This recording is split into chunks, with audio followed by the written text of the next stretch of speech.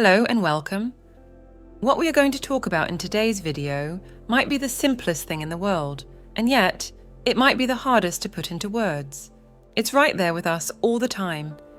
In a sense, we are already living in the experience of it, we just don't recognize it. One of the many people throughout history who have tried to explain this was Alan Watts. Using his amazing talent as a writer and speaker, he did this in a way that was both unique and entertaining, as well as comparatively straightforward, lucid, and accessible. However, Watts did not respond to his awakening the way many usually picture it, with a withdrawal into a quiet, contemplative life, while displaying detachment from material things and sensory pleasures. Instead, Watts drank, smoked, and lived an adventurous life until he died at the age of 58.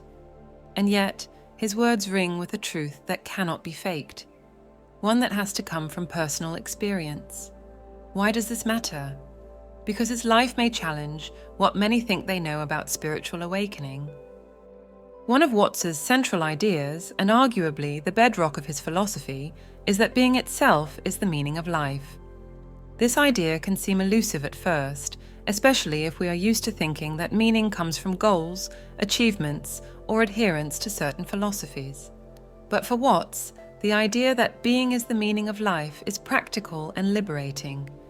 It centers on understanding that life's meaning is not something to chase or attain, but something inherent in existence itself.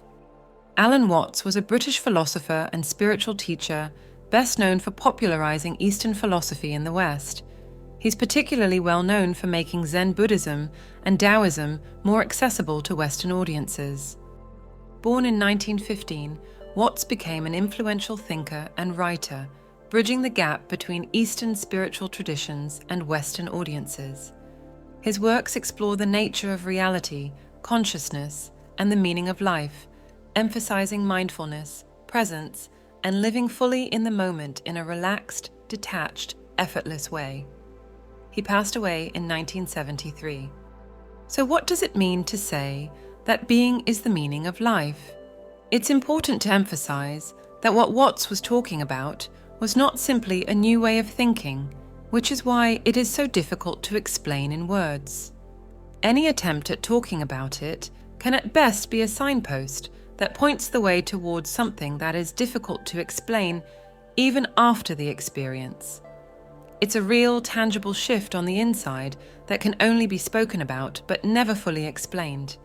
A shift in perspective and a novel way of relating to life that is not dependent on outer circumstances, and yet it's the only way to engage fully with life. This idea urges us to stop looking for meaning outside of ourselves, whether in material success, external validation, or abstract ideals. None of these things are wrong in themselves, but there is no real, lasting meaning or happiness to be found in any of them. Being as the meaning of life is about recognizing that life is not a problem to be solved, but a process to be experienced fully, moment by moment. Life's richness is found not in our achievements or in the future, but in the simple fact that we are here now, existing in this moment, as the present moment is all there ever is. A way to get a hint of what this is all about is to start paying attention to how much richness there is to experience in the present moment, which usually just passes us by because we don't pay attention to it, since we're off somewhere else, lost in the waking sleep of our automatic thoughts. Often, people tend to get caught up in the idea that they must do something significant or be someone special to find meaning. Society is filled with messages that tell us meaning comes from accomplishment, whether it's career success, wealth, or personal recognition. But Watts suggests that the pressure to achieve something extraordinary is what leads to feelings of emptiness or disillusionment. When we spend our time chasing future accomplishments, we overlook the inherent value of being alive right now. Ultimately, it's about recognizing our separate ego identity as an illusion, and us as just parts of the stream of life, which at this moment is experiencing itself as us with all that it entails. Watts taught that being aware of our existence, just being, is enough. In his talks and writings, he frequently spoke about the tension between being and doing. In the modern world, we're told to stay busy, to be productive, and always strive for the next milestone. This approach to life, according to Watts, traps us in an endless loop of striving, where we're always reaching for something just out of grasp, never fully content with where we are. We are constantly fixated on the next moment rather than the present one. On a side note, another teacher who came to the same conclusion, but teaches it in a different way, and ended up living a very different life from Watts, is Eckhart Tolle. And in general, you will find a host of teachers that seem to say the same things. What you will find is that around them is an air of genuineness and a feeling of being totally comfortable in their own skin, even if it doesn't seem to necessitate what most would consider flawless behavior on a material level. When we embrace being, we allow ourselves to drop the constant need to evaluate our worth based on our actions or accomplishments. Life, according to Watts, is not a race to be won. Instead, it's akin to music or dance.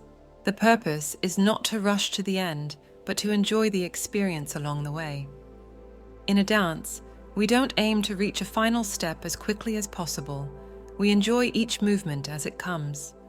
Likewise, in life, the meaning is found in the flow of existence itself, not in a particular outcome or goal. When this clicks, we stop resisting the present moment and instead align ourselves with it, following its natural flow, allowing it to take us where it's optimal for us to go. We cooperate with the present moment instead of struggling against it. But it is not really something we do. Instead, life happens to us in the most blissful, smooth, synchronistic way possible.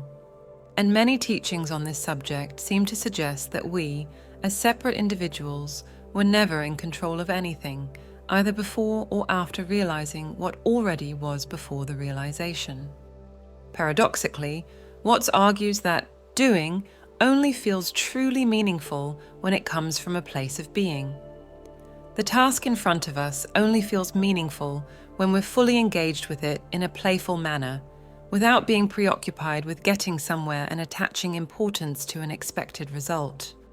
Thus, to live with this mindset doesn't mean that we reject goals or ambitions, but it means we see them in their proper context. We might still pursue goals, but we do so without the belief that our happiness or self-worth depends on whether we achieve them or not. This distinction is key. If we can adopt this mindset, we no longer live for the future, but instead engage fully with life as it is, right now. In this way, being becomes an act of presence, an awareness that fills each moment with its own significance. In seeking meaning through external things, possessions, status, and intellectual achievements, people often become disconnected from the experience of being. They are so focused on what they need to get or become that they lose touch with the simplicity and fullness of existence, and what is supposed to bring this fulfillment always seems to be just around the corner.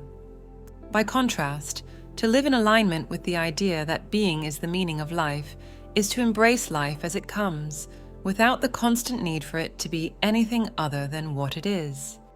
This idea also intersects with the Buddhist and Taoist teachings that Watts frequently referenced. In these traditions, there is a strong emphasis on the concept of non-attachment, the idea that suffering arises from our tendency to cling to things, whether they be material objects, people, or even ideas about ourselves and how life should be. When we stop clinging, when we stop trying to control or direct life to fit our expectations, we open ourselves to a deeper experience of peace and contentment. Practically speaking, adopting this perspective can lead to a reduction in stress and anxiety. Much of the stress in life comes from feeling that we are not doing enough, or that we need to achieve something to justify our existence.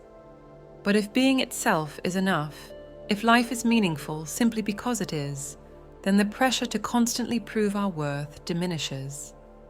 We can still engage in the world, pursue goals, and strive to improve ourselves, but we do so from a place of contentment, not from a place of lack or inadequacy, and we can be fully present with whatever we choose to fill our lives with, without needing them to give us anything in particular. Ultimately, This idea encourages us to ask the question of what we have agreed to when it comes to abstract concepts such as happiness, worthiness, and meaningfulness. For many, it seems self-evident that these things come from what we do, but how well does this position hold up to scrutiny? Who is able to prove that this is so, and what other equally possible perspectives are we excluding when we adopt this one, and how well does it work? To put this into practice means letting go of the need for life to be any particular way, and instead embracing it as it is in all its unpredictability and impermanence. It means recognizing that the joy and meaning we seek are not waiting for us in some distant future, but are available to us right now, in this very breath, in this very moment of being alive. Regular practice of mindfulness and meditation can lead one to wake up to this understanding, but it's not a direct consequence of these practices, as the scales can fall from anyone's eyes at any time, regardless of prior experiences or efforts. And then you will realize that this awareness has been there all along. In summary, Watts's idea that being is the meaning of life is a call to stop searching for meaning outside ourselves and to realize that life's meaning is inherent in the simple fact of existence. It's a call to engage fully with whatever is present in our experience without resisting it, since it's already there, and it's a reminder that we don't have to do or achieve anything to justify our lives. Instead, we are invited to live fully, to be present, and to find joy in the flow of life itself. It's a shift from doing to being, from striving to accepting, from future-oriented thinking to present moment awareness. This shift, if we allow it, can transform the way we experience life and bring us a sense of peace that is not dependent on external circumstances. It doesn't demand anything from us. We don't have to do or believe anything to earn it. It's strangely familiar and ordinary, yet totally new and spectacular. These are, and this is something to keep in mind, just words and not the reality that they point to. We've already found it because it was never lost, but since we don't recognize that it was never lost, we usually need to search for a long time before we can find what was with us all along. As we do, we realize that the search was not what led us to the treasure, and yet, without the search, we wouldn't have recognized the treasure. Before the shift, we saw while also not seeing. After, we just see what we've always been seeing. You've now reached the end of the video. Remember to like and subscribe. Thank you for your time.